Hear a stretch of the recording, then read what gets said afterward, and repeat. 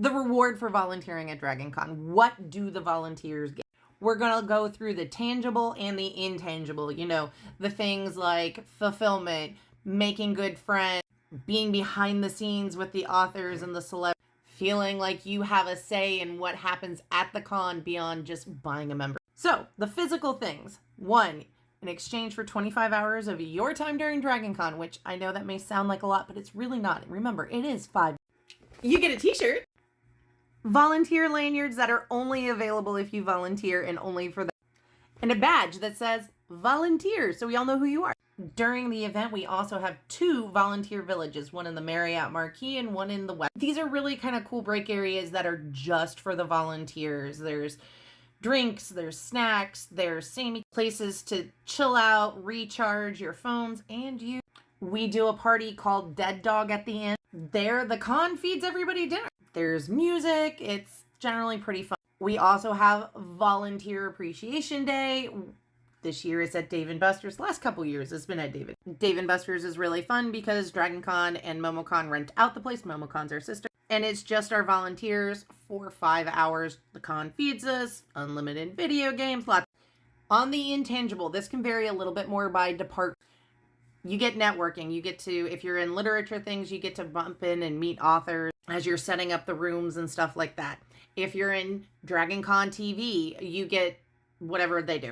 If you're volunteering with Tech Ops, you get to sit there and learn they'll teach you the soundboards and the light boards and everything else. And then you can get a really cool seat for some of the awesome panels and amazing performances. Because yes, we have live performance. So you get to meet other volunteers with the same interests, maybe network with them, network kind of with some of the authors, level up your skills maybe in certain things. Like if you want to learn how to moderate a panel, you get to sit in on some of the panels, sometimes the ones that are a little harder to get to because we always have to have a person in the room. Because as much as I love fans and as much as I love our community, I'm still responsible for my room.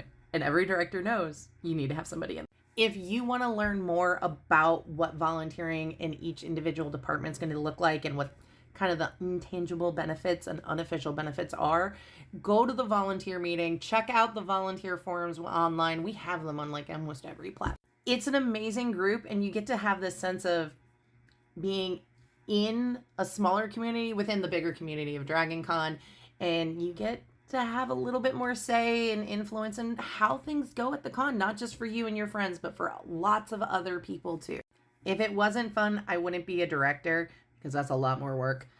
And if it wasn't fun, I wouldn't have been doing it for close to 10 years. I might have been volunteering longer than that. I'm old.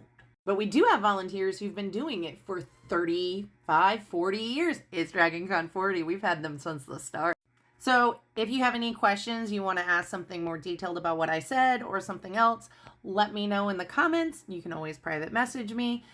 Give me a follow. I'm Seska Small, the Fantasy Lit Track Director.